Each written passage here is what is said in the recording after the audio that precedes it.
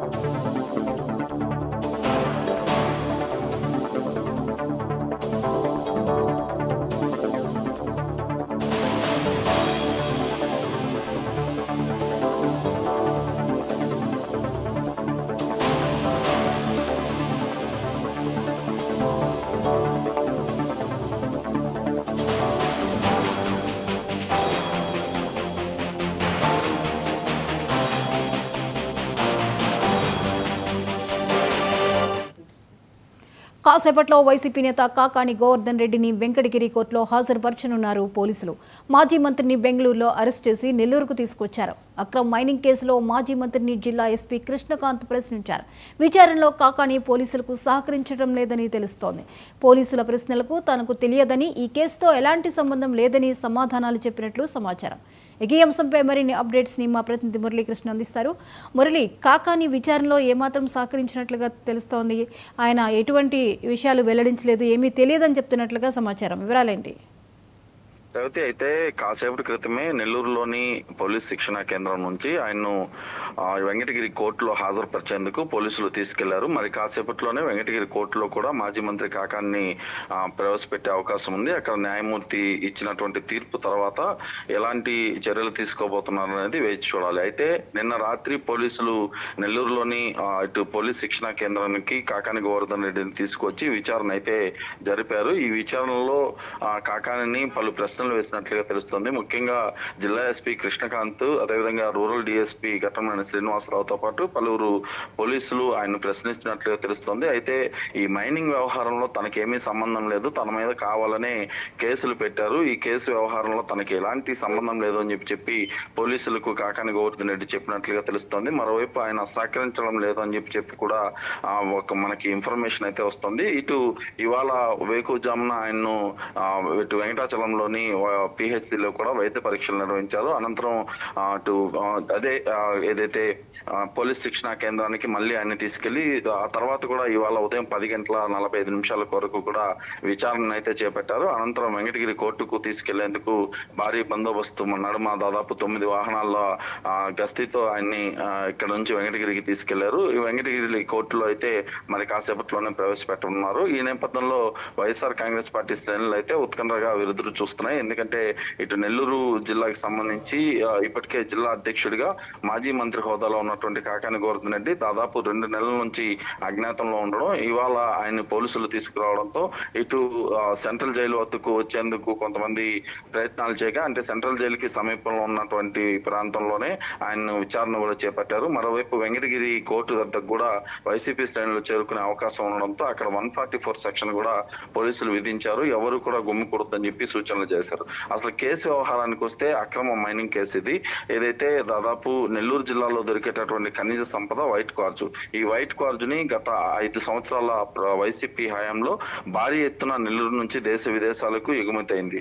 ఈ ఎగుమతి అయినటువంటి నేపథ్యంలో వేల కోట్ల రూపాయల కుంభకోణం జరిగిందనేది ప్రధానమైనటువంటి ఆరోపణ.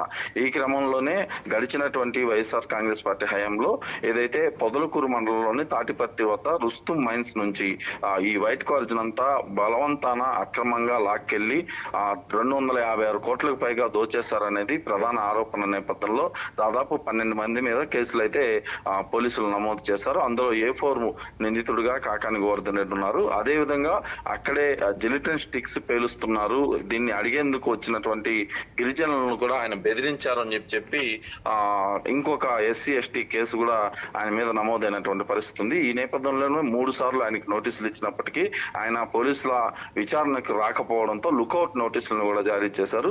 అనంతరం ఆ లుకౌట్ నోటీసులకు కూడా ఆయన దొరక్కపోవడంతో 2 నెలల పాటు అజ్ఞాతంలోనే ఉన్నారు. ముఖ్యంగా ముందస్తు బెయిల్, అదేవిధంగా క్వాష్ పిటిషన్ల కోసం హైకోర్టుతో పాటు సుప్రీంకోర్టును కూడా కాకాని గోవర్ధన్ రెడ్డి ఆశ్రయించారు. ఈ 2 దగ్గరలో కూడా ఆయనకి చుక్క ఎదురవడంతో తాజాగా బెంగళూరులో పోలీసులు అరెస్ట్ చేసి నెల్లూరుకు తీసుకొచ్చి ఇక్కడైతే విచారణ చేపట్టారు. మరి కాసేపట్లోనే కోర్టుకు హాజరుపరిచిన తర్వాత న్యాయమూర్తి ఇచ్చే తీర్పు మీద ఎలాంటి పరిస్థితులు ఉంటాయనేది వేచి చూడాల్సిన పరిస్థితి అయితే ఉంది. రేవతి మురళి, అయితే ఇప్పుడు వైసీపీ కేడర్ అంతా కూడా ఇవన్నీ అక్రమ అరెస్టులుగా పేర్కొంటూ ఉన్నాయి. అలాగే ఇప్పుడు కేసుల విషయంలో విచారణలో ఈయన ఏమాత్రం సహకరించినటువంటి విషయం ఏమీ తెలీదు, సంబంధం లేదు అంటున్నారు. అంటే వీటన్నిటిని ఎలా చూడాల్సి ఉంటుంది? నిన్న రాత్రి అత్యవసరంగా వైఎస్ఆర్ కాంగ్రెస్ పార్టీ శ్రేణులు ఒక సమావేశం అయితే ఏర్పాటు చేశారు. మాజీ మంత్రి అనిల్ కుమార్ యాదవ్, అదేవిధంగా జిల్లాకి సంబంధించి ఎమ్మెల్సీ పర్వతిరెడ్డి చంద్రశేఖర్ రెడ్డి, మేరిగ మురళి తదితర ముఖ్య నేతలంతా కూడా అత్యవసరంగా జిల్లా పార్టీ కార్యాలయంలో ఒక సమావేశం పెట్టుకున్నారు. ఈ సమావేశం అనంతరం మీడియాతో కూడా మాట్లాడారు.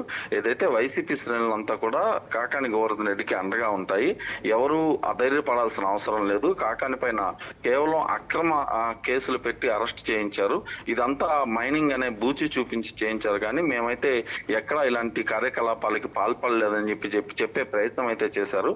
అయితే వైసీపీ శ్రేణులు ఎన్ని మాట్లాడినా కూడా పరిస్థితి మాత్రం కాకాని గోవర్ధన్ రెడ్డి పైన, అంటే పొదలకూరులో జరిగినటువంటి మైనింగ్ వ్యవహారం, ఆ తర్వాత అప్పట్లో సోమిరెడ్డి చంద్రమోహన్ రెడ్డి చేసినటువంటి సత్యాగ్రహ దీక్షలో అప్పుడు హిజ్రాలు వచ్చి దాడి చేయడం, ఇవన్నీ ఘటనలు వరుసగట్టి తీసుకుంటే గనక కాకాని రిమాండ్ కి పంపించే అవకాశం ఉందని చెప్పి రాజకీయ విశ్లేషకులు అయితే చెప్తున్నారు. ఈ క్రమంలో వైసీపీ శ్రేణులు మాత్రం న్యాయ పోరాటం చేస్తామని చెప్పి ఒకవైపు చెప్తున్నప్పటికీ జిల్లాలో పరిస్థితి అయితే కొంత ఉత్కంఠ వాతావరణంగా మారింది. ముఖ్యంగా మాజీ మంత్రి, జిల్లా అధ్యక్షుడు ఆయన్నే జైలుకి కానీ పంపిస్తే తర్వాత మా పరిస్థితి ఏందనేది కూడా వైసీపీ శ్రేణుల్లో ఒక ఆందోళన అయితే ఉంది. ప్రస్తుతానికైతే ఉమ్మడి నెల్లూరు జిల్లాలో ఇలాంటి పరిస్థితి కొనసాగుతుంది. వైసీపీ శ్రేణులు మాత్రం ఒక ఉత్కంఠ వాతావరణంలో అయితే ఎదురు చూస్తున్నారు. Right, thank you Murali.